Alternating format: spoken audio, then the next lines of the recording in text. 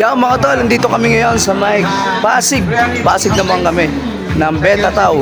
Yan, para samahan sila sa kanilang service na gagawin. Kaya syempre, kasama ko pa rin si Brad Batman. Ayun. Ayun ang pinunta niya tayo dito, nakikain. Kain, ang pinunta ko. So, mamaya magsisimula na po tayo. Eto na naman ang Kapaskuhan.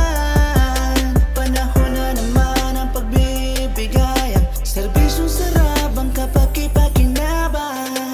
Higpit ng kamay at iniparamdam. Pagtulong sa bayan na walang alinlangan. Kapatiran na buo, isarbing pangalan. Mahirap man ang hamon ng buhay ay sadyang ganyan. Magtiwala ka lamang, hindi iwan. Ngayong Paskong darating, ika'y sasamahan ko.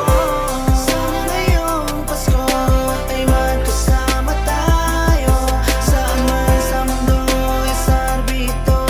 Maligayang Pasko sa kapatiran ko. Nagbibigay ngiti, yan aming hangarin. Pagmamahal at tunay, ano man ang iyong kulay. Magkasama tayo sa araw ng Pasko. Ipagdiwang natin ang Kapaskuhan, panahon na masagana ating mararamdaman. Mga bata't matanda ay masayang nag-aawitan. Makukulay na parol lang kasabit sa ting tahanan. Panahon na naman upang tayo magsaya. Pamilya ng sarap at tayo na magsimba. Tayo ay magsalo-salo, gumawa ng mga plano. Sabay natin salubungin ang kaarawan ni Kristo. Panahon na naman upang tayo magsaya.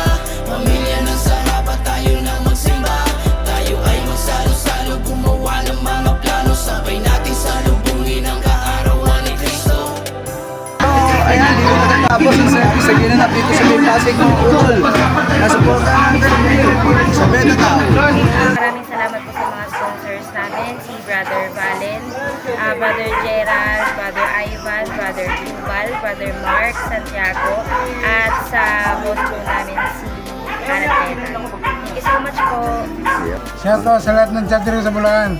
Yan. Buong Beta Tao chapter. Yan. Organic. Mga kabrad namin sa Bulacan ha.